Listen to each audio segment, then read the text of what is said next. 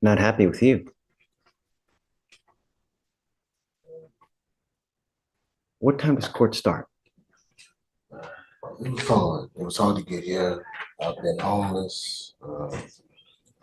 Can't really find a job. I've been trying. Um, just a little crazy, but Mr. Forrest, I made it. this is not your first time acting like We're less than a minute into the hearing, and Judge Fleischer is already addressing multiple concerns at once. The defendant arrived late, his bond has been revoked, and the conversation quickly moves away from explanations and toward accountability.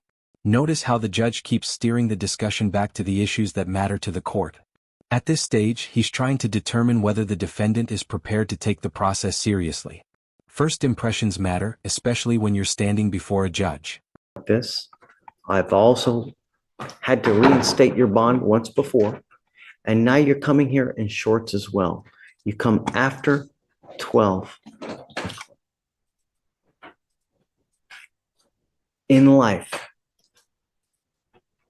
when you put your heart, your soul, your being, you can do anything in life. That's what's so great about this country, as opposed to if you live in North Korea, you live in other parts of this world where you're restricted from even accessing the internet. You have this unfounded sense of entitlement where just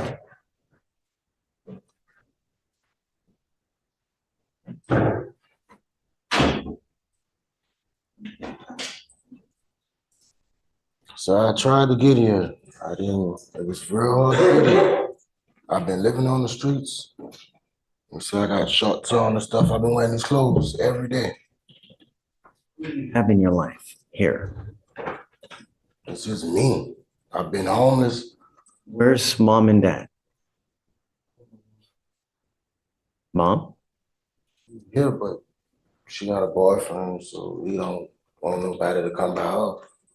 So it's just So I'm you really just don't want to go over there. I guess that's what it is. no. She got a boyfriend, so So he don't.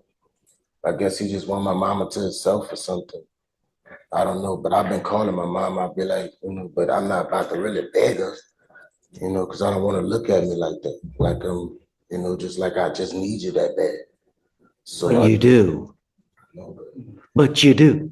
Sometimes in life, you have to tuck your tail between and not try to man up when you ain't got nothing. It's better to go home where you have a roof over your head. And 9 times out of 10, I bet if you got a job and you came home and you gave your mom a little bread and a little help, it would go a long way because this is what talks, not the shusha that comes out of your mouth and where you just go home and you fight with the boyfriend and you fight with whoever it may be. No one is going to give you anything in life, Mr. Forrest.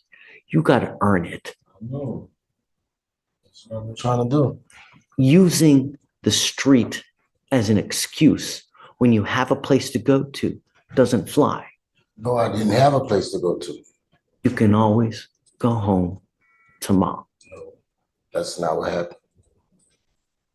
What else do you have in your life besides your mother? I'm from New Orleans. I don't really know how I ended up here, but I've been here for so long. It was a time that I stayed in Fletcher before. I was with this girl named April. She lied and said that I hit her and all this. And then I was right here and remember with the man, he lied and said I didn't pay him. And then I went to jail. He arrested me and sent me to the back. And then it came back that I was telling the truth. And then it was over and stuff. And I was with that girl. She used to sit back there in the back with me all the time in court every day. That was that time. But I was wrongly accused that time.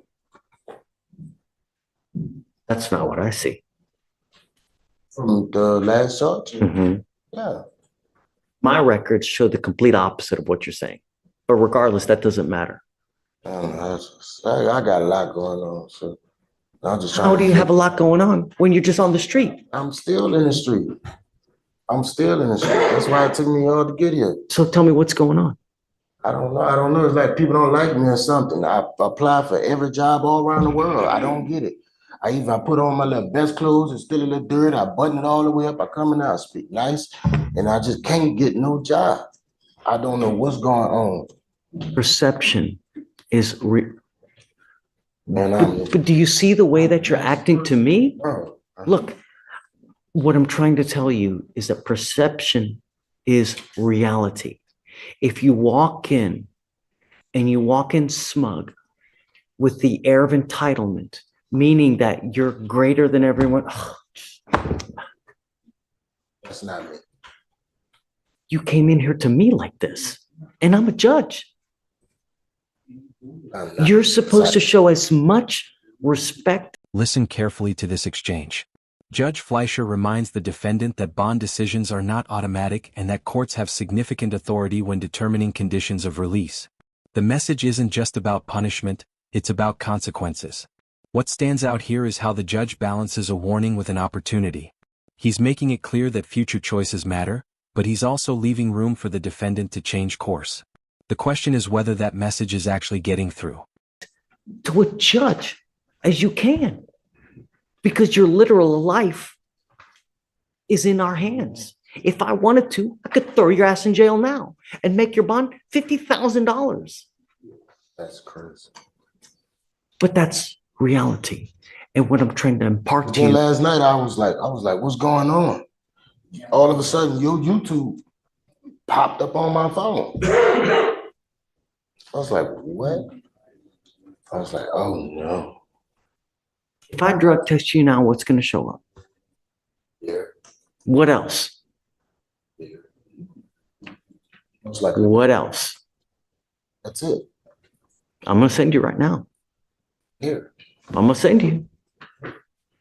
What I find, Mr. Forrest, that a lot of people prefer to live on the streets for two reasons. Number one, and most importantly, they don't like to live rules that mom or dad make in a house.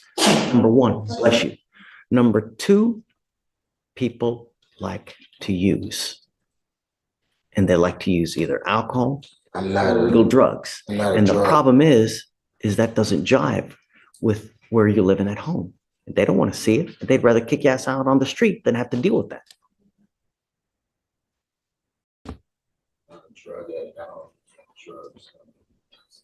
I think if you really want a job,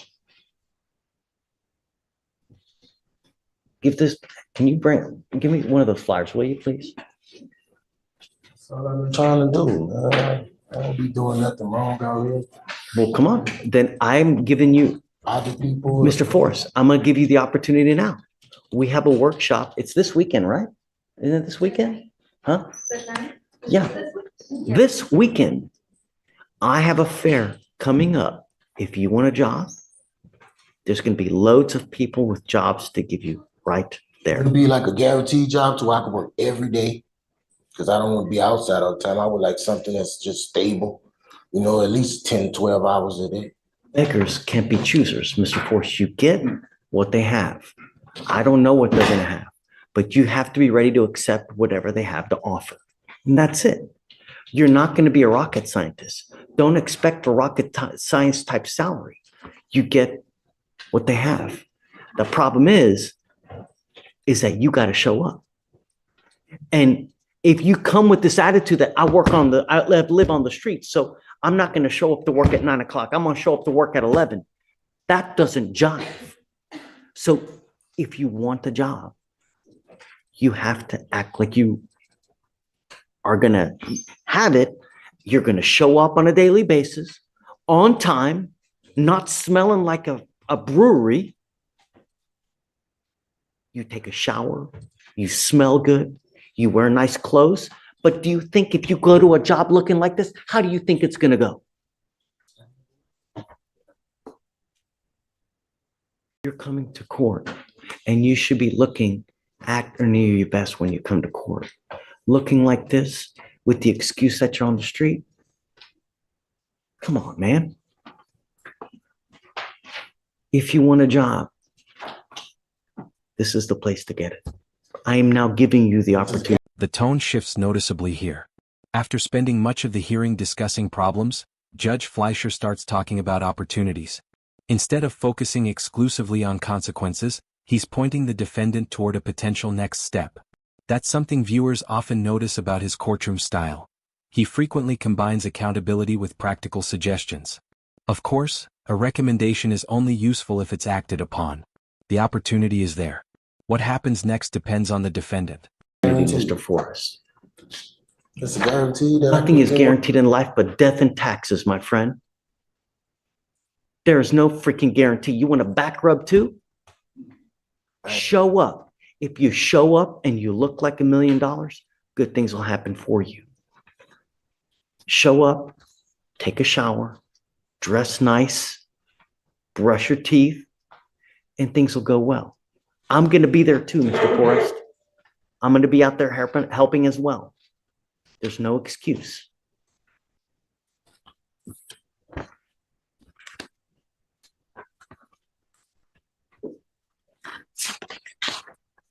Do me one more favor. Don't come back in shorts again. Sorry, last time when I came, I had my boots on, my shirt buttoned up, I was clean that day. I'd already revoked your bond. You know that, right? I had already issued a warrant for your arrest. You're lucky that I haven't left, because otherwise your butt would be sitting in jail. So next time when you come to court, it starts at 8:30. Don't wear shorts. It's a complete sign of disrespect. I'm not trying to disrespect. I'm going to reinstate your bond now. I will give you an application for an appointed lawyer. It's now nearly 1 o'clock. Everyone's gone. You're going to have to bring it back. I'm going to set your case off for a couple weeks. Show up to this job fair. Because if you do, hopefully good things will happen for you. I just been waiting. Actually, I've been waiting on the opportunity. It's in your hands. I don't know if I'm coming off like something wrong with something. That's the complete opposite. Like I'm really out here trying. Like too many people don't try. Like I'm really trying. I ain't give up yet. I be laying on the ground every day and I'm trying. I ain't never give up. Use my list of people. It's over. Mr. Forrest, I have a list of people that I'm expecting to show up on this program. Your name's now going on it.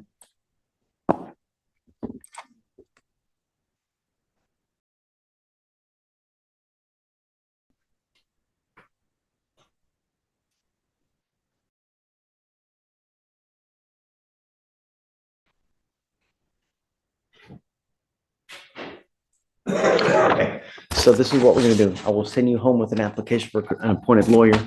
We will see you back in 2 weeks. I'm sending you for a drug test now because I want to know what, if anything's going to test. If you don't test, I will revoke your bond. Next time, come on time. Do you understand? Okay. Okay, all right. Judge, you want to address the results in 2 weeks as well? No, I want to know what the results are now, like today. And then if it's something that I hope not, we'll get a hold of Mr. Forrest and be sooner. All right.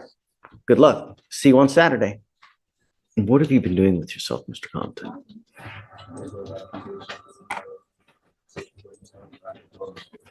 You come in here, you're smacking gum, in shorts, disheveled.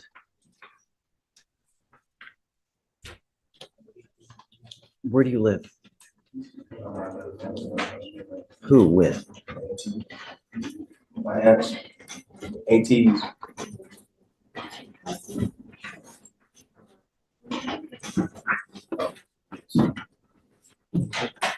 How old are you? Did you graduate from high school? Yes, sir. Yes, sir. You don't look good.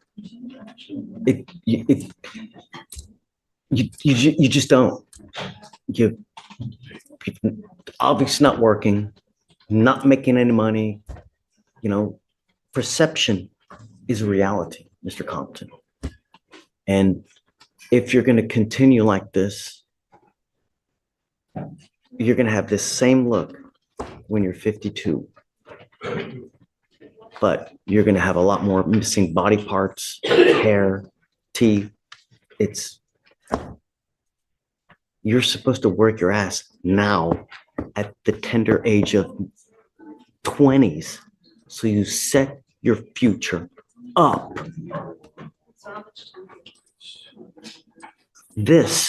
Something else is going on and we don't know what it is. I'm sending you for a drug test right now. I want to know what, if anything, is in your system, first and foremost. If you fail to take a test, I'm going to make your bond so high. We're going to figure out what's going on with you, because as it stands now, it just doesn't look good and you're going nowhere in life. And I'm going to do everything in my power to try to turn that around. Do you understand, Mr. Compton? The way that you've been conducting yourself, the way you look, it's not a good look. And you will become yet another statistic of the system. The system failed me. I will refuse to let the system fail you, and I will do everything in my power to prevent it from doing so. Do you understand? First and foremost, I'm sending you for a drug test. You must come right back. You are not allowed to just smoke weed and do nothing. Do you understand, Mr. Compton? You are still testing positive, and the next time you test positive, you will stay with me. Tell me, what have you done since the first time we've met 40 days ago that you've bettered yourself? What? Prove it. Yeah, Judge. He showed me his Indeed app. He's got, he's probably talked to 10 plus employers. How many interviews have you had? I got to think and check. When is the last time you put in an application? Into who? Can you look at his phone, Judge, at the bench? Sure. Okay. So let's do this. Well, I'd like you to just take a seat. How many applications has he put in? How many dates has he done it with? And I'd like a full breakdown of what he's done in the last 40 days. Okay. You know, just other than just smoke weed, what has he done? Mr. Compton looked at his Indeed app. So actually 10-3, before he came to court, he'd applied to Wendy's, and they're in the process of rescheduling that interview. 10-12, he applied to Truth Barbecue and Whataburger. 10-19, applied to Food Market, Panera, Leaf and Grain. 10-25, applications to Domino's and Einstein Brothers. Do not try to like Amazon or Starbucks. Oh, well, he has experience in the food service industry, so he's trying So to do what? anything with. Why don't you try with? You have to set lofty goals, right? You set your. Now the conversation turns toward employment, goals, and future planning. Judge Fleischer isn't talking about legal strategy, he's talking about direction. His point appears to be that long-term stability often comes from building opportunities rather than simply avoiding mistakes. Whether someone agrees with that approach or not, the judge is clearly trying to connect today's decisions with future outcomes. It's a reminder that many hearings involve more than just resolving a case. They often involve discussions about how to avoid returning to court. Set your vision high. Go for the gusto. Go for the gold. Don't settle for down here. There are companies that are starting out $15, $19, $20 an hour. That's what you want, because that's where you're going to make money. It's fast food. While it is, yes, it is a job, it's not the best thing out there. Set loftier goals for yourself. Start at Starbucks. Go to Amazon. They kill with, if you can get a job there, you're making $15, $17 an hour, and you get great health insurance. That's where you need to start. It's great that you're doing here. Go for loftier goals. When you leave here today, go to Starbucks. Go to Amazon.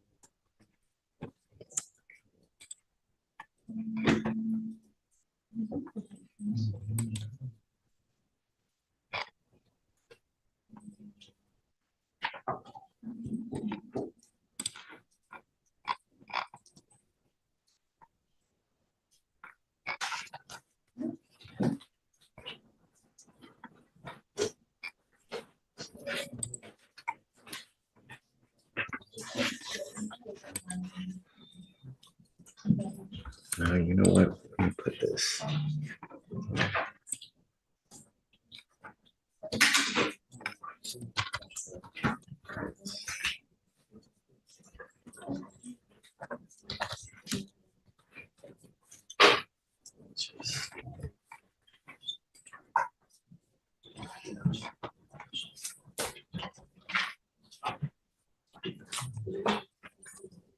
Target 1975 an hour, nearly 20 bucks an hour. Target.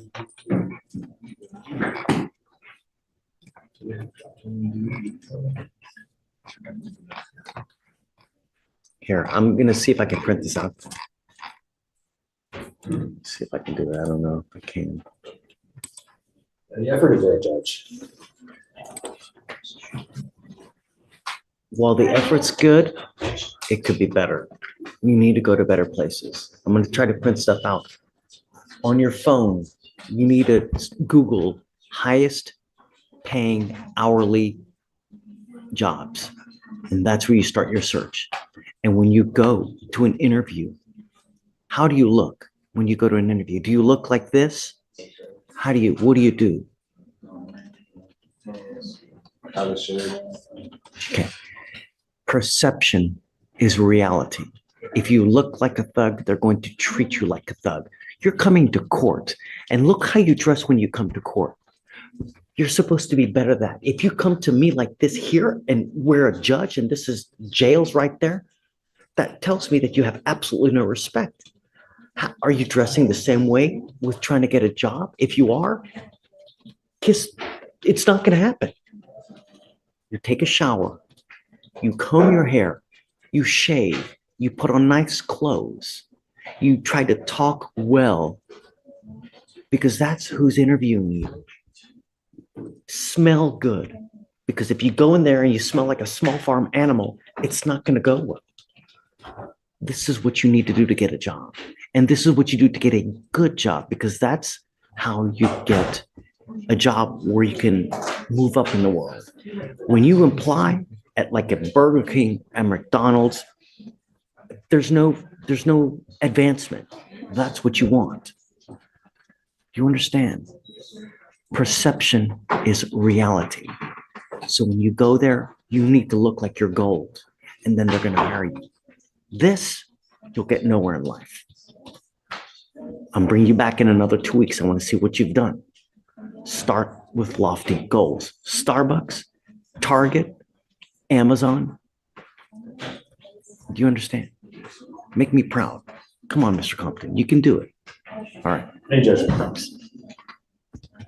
Oh, Mr. Ford. George Ford. Hey, man, what's with the banging? What's with the banging? You know, the thing is that you're hungry, you're banging, you're using more energy. You're going to make yourself more hangry. I'm sorry. No? You're hangry, as they say, like my kid, my 2-year-old kid. Yet he still won't eat. All right, Mr. Ford, let's see. Let's look at you up.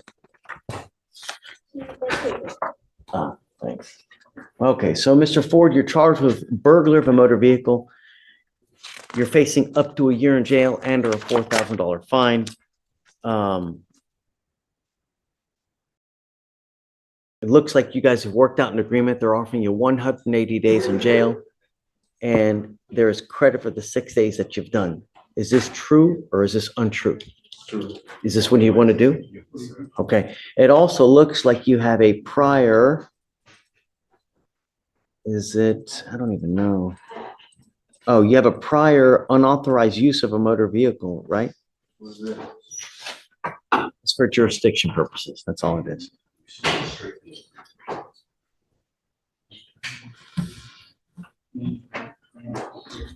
I mean, what the heck is this? Did you see the enhancement? I've never seen it like this before. It says, before the commission of the offense alleged above on May 29th, 2014, in cause number 1956847, County Court at Law Number 1, the defendant was convicted of an offense under section 30.04 of the Texas Penal Code.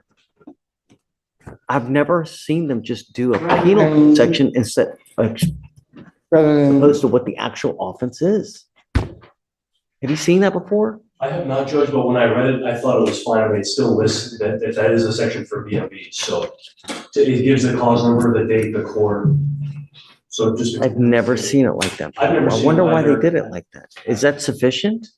I believe it is sufficient, Judge. It gives the penal code number, the clause number, the date, the court that it's in. Let me make sure.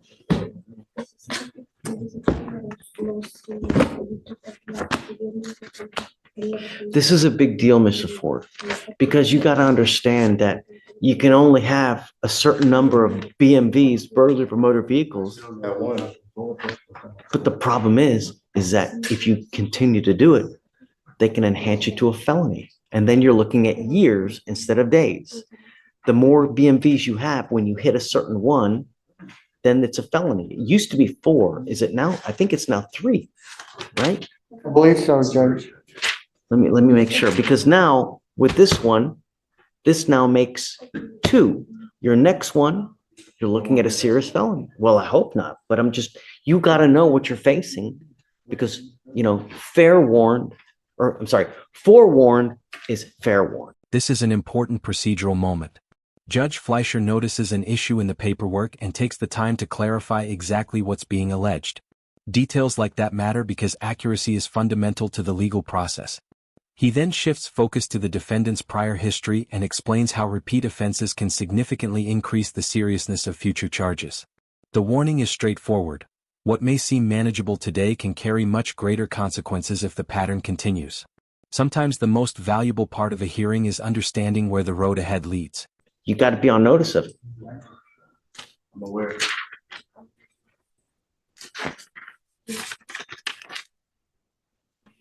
Yeah. 30.04 is a burglary of a motor vehicle. Right. Okay. So is it true that you had the prior BMV, right? Okay. So you're giving up a lot of rights by entering this agreement, Mr. Ford. You give up the right to a trial, right to compel witnesses, testify on your behalf, confront, cross-examine your accusers. If you're not a citizen, there are possible immigration consequences. You can be deported, excluded from the country, denied naturalization. You give up the right to appeal.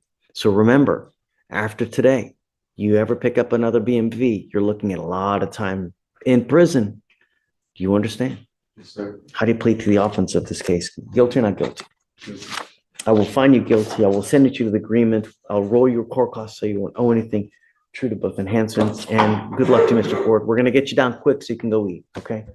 Just so that in open court, the defendant knows, there is a felony. The felony prosecutors are reviewing it to see if they're going to be dismissing it. He does have court up there in 3 days, Okay. and possibly dismissal. They're going to consider it. Is it another car case? It's an evading with previous, Judge, evading on foot with previous. So See, same thing here. With the prior evading, the prior evading you had, now this new one, boom, you get hit with a felony charge. Same thing now with the BMV. You got to watch out. Okay? All right. Good luck. All right. Mr. Keene, Yes, Your Honor. can you hear me? I can. Can you hear me, Judge? Gotcha. Loud and clear. All right. We sent him for a drug test. What did he, if anything, did he test positive for? He came out for THC. Is that it? Yes. All right. No more. I will test you 40 days from today. I'm making it a condition of your bond that you're not to use marijuana at all. Do you understand? Yes or no? If you use today, again, and I don't care if you come in here, tell me that you were in a car and everybody else was smoking, whatever the excuse may be. If I test you again, you test positive, I will put you in jail. Do you understand? You are to stay in school full time and graduate as well. You're not to have any contact with the complaining witness on this case, and not to be in possession of weapons, and not to go within 200 feet of where they live or where they work. If I find that you have any contact with them, you got any weapons, you pick up a new case, likewise, I will put you in jail. I will protect every person of Harris County, no matter who's in front of me. You understand? You're walking on thin ice. If that ice breaks, your butt will freeze. It is your responsibility to stay in touch with counsel. He's here online, if you can see. If he tells me he can't get a hold of you because you're playing games, likewise, I will revoke your bond. So what we're going to do, Mr. Keene, is we will set this case over for about 40 days, a little bit over. Yes, Your Honor. And we will test him again on his return. And if he tests positive again, that tells me that he's continued to smoke weed, and down goes the bond. Understood. I don't think I've done anything else or anything that's just unreasonable. I just want him to stay out of trouble and not smoke weed while your brain is developing. And if you do too much, I'm trying to talk to you. Your brain is still developing. And if you do too much damage to it, you could become paranoid, have a psychosis, or do some permanent damage that you can never recoup from. We are trying to prevent that from happening. And we're trying to prevent you from picking up any more criminal cases. Because I'm going to tell you now, life doesn't get easier the older you get. It becomes more difficult. And the more criminal cases that you have, the more difficult life is. Do you understand, Mr. Montgomery? Okay. All right. I'm going to have you sign a reset with Victoria. We'll have you then sign with a pretrial date. December 16th. December 16th-ish, or whatever day that week you want. It's yours. 16th is No great, Friday, Judge. though. The 16th works perfectly, Your Honor. Done. Okay. Thank you. All right. Thank you for coming back, Mr. Keene. Yes, sir. Thank you. Take care. All right. You too. Bye-bye. Judge, could you let, No one else is there. Julio Caesar Oh, come back on November 12th to meet September?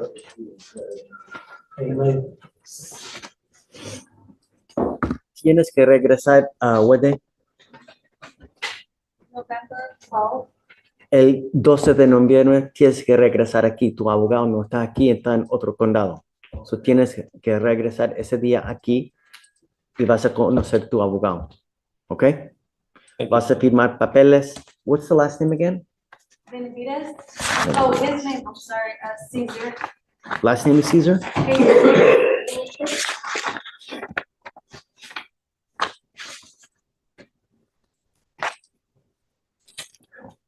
Did we do conditions on Mr. Caesar? He was THA today.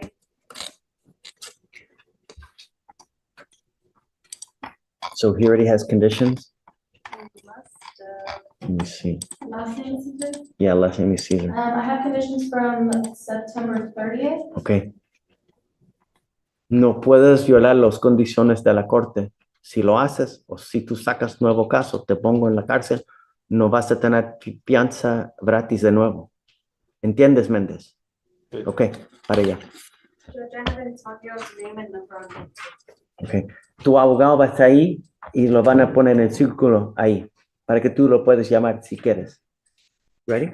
Just a minute. I was just appointed to Mr. Leha, who's in custody. He's set for a bail review. It looks like he's got 2 previous bond forfeitures. Yeah. I don't think he can make any bail, but I'll ask, since I'm up here, would the court consider reducing his bail? Yes, sure. Okay. I'm not going to give him a PR bond because he doesn't come back, but I'll certainly reduce it. Okay, I plan to reset him to just Thursday. What do you want? Can it be 1,000? Sure. 1,002? It'll be, yeah, it'll be 1,002. Okay. But, and tell him, look. Yeah, we just. Yeah, I mean, if you want 1,000, sure. Thank you. Is there an ice hold, No, there's not. Okay. If he makes bond, please let him know that he's gotta, No. yeah, okay. Leha, 1,002, please. Okay. Thank you, Judge. Yes, ma'am. Thanks.